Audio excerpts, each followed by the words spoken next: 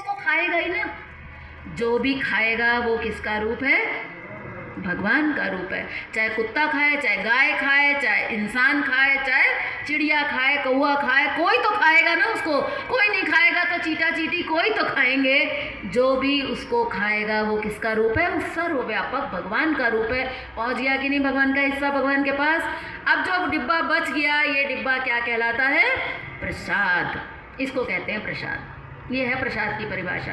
अब आप मंदिर से बाहर निकल रहे थे, आपको कोई दोस्त मिला, पहले भी मिला था, आपने मना कर दिया था, दोबारा फिर मिला आपको एक दोस्त, आपने तुरंत एक लड्डू निकाल कर उससे कहा, लो यार खाओ इसको। उसने कहा, अरे तुम तो जानते हो कि मुझे इतनी शुगर रहती है, मैं तो नहीं खाता लड्डू। तो आप क्या कहेंगे? अरे लड्डू नहीं है ये क्या है? प्रसाद है। तो वो तुरंत हाथ फैला देगा। कितनी भी डायबिटीज़ हो वो तुरंत हाथ फैला देगा। एक आधा चौथाई एक जो भी आपकी श्रद्धा है वो उसमें से ले लेगा, खा लेगा। और हमारी ऐसी मान्यता है कि उसकी शुगर नहीं बढ़ेगी।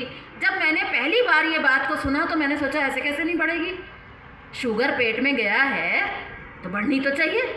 तब मैंने सोचा कि इस प्रसाद में कोई कमाल है शायद। तब मैंने इस कमाल को ढूंढने की कोशिश की और हिंदी की डिक्शनरी उठाई और वहाँ पर देखा कि ये प्रसाद आखिर है क्या। तो वहाँ पर बहुत सुंदर एक शब्द लिखा था। वहाँ पर लिखा था प्रसाद का मतलब है कृपा। कभी आप भी ज़रा हिंदी की डिक्शनरी उठाइएगा, सामने ही लिखा हुआ है कृपा। यानी कि अब उस डायबिटीज़ के व्यक्ति ने क्या खाया? लड्डू खाया कि कृपा खाई? कृपा खाया। ये जो प्रसाद का डिब्बा आप घर लेकर गए हो, अब आप ये लड्डू खा रहे हो कि कृपा खा रहे हो? कृपा खा रहे हो। अब याद रखिएगा कि आप ये कृपा हर क्षण हर प्रतिदिन खा सकते हो। कैसे खा सकते हो?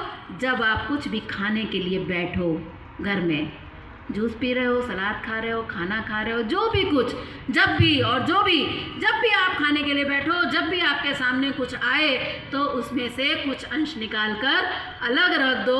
प्रभु के नाम से, प्रभु के भाव से, सर्वव्यापक प्रभु को मानकर जानकर आप किसी को भी खिला दो तो आपका जो थाली में बचा हुआ है वो क्या बन जाएगा? प्रसाद बन जाएगा, प्रभु की कृपा बन जाएगी। यानी कि अब आपकी थाली में जो रोटियां बची हैं ये अब रोटियां नहीं है, अब ये प्रभु का प्रसाद है, प्रभु की कृपा है। इसको कहते हैं भगवान का सही ढंग से भोग लगाना। इसमें एक दो बातें और भी हैं। एक बात तो ये भी है कि जब हम भगवान का भोग लगाते हैं ना सुंदर वाली थाली में, तो हम उसमें बढ़िया से बढ़िया चीज़ें रख देते हैं, भर भर के रख देते हैं। क्यों रख देते हैं पता है आपको? क्योंकि खाना खुद को है। अगर आपको ये पता चल जाए कि ये बढ़िया वाली जो दो दो रसमलाई आपने उसमें रख दी हैं, ये आपको नहीं खानी है, ये तो कोई और खाएगा, तो मैं आपको सच बता रही हूँ कि आपको वो दो रसमलाई रखने में कष्ट उठाना पड़ेगा। और आप दो नहीं रख पाएंगे, आप एक ही रखेंगे। चाहे आप शर्त लगा सकती हूँ कि ये इंसान का स्वभाव है, नहीं रखेंगे आप दो। जब आपका मन कहेगा कल तो दो रख रहे थे, अब आज क्या हो गया, आज एक क्यों रख रहे हो, तो आप अपने मन को समझाएंगे कि अरे इससे ज़्यादा की ज़रूरत नहीं है, भगवान तो थोड़ा सा ही भोग लगाना होता है, दो रख के क्या करेंगे, एक बेटा खा लेगा, एक भगवान खा लेंगे, तो ऐसे दोनों का काम चल जाएगा। और अगर कहीं एक ही रसमलाई आपके फ्रिज में है, मैं दावे के साथ कह सकती हूँ कि आपके मन में द्वंद्व चलेगा कि आप सोचेंगे कि रसमलाई एक ही है, क्या करूँ, भगवान की थाली में रखूँ या बेटे को खिलाऊं? बेटा कल रात को कह रहा था कि मम्मी रसमलाई मैं ही खाऊंगा, तो क्या करूं भगवान?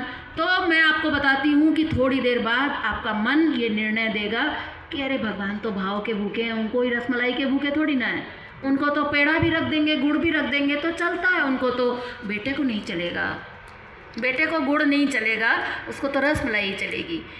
आप आश्चर्य मुझे ये है कि आज तक मंदिर में लोग रसमलाई लेके कोई नहीं जा रहा, सब लड्डू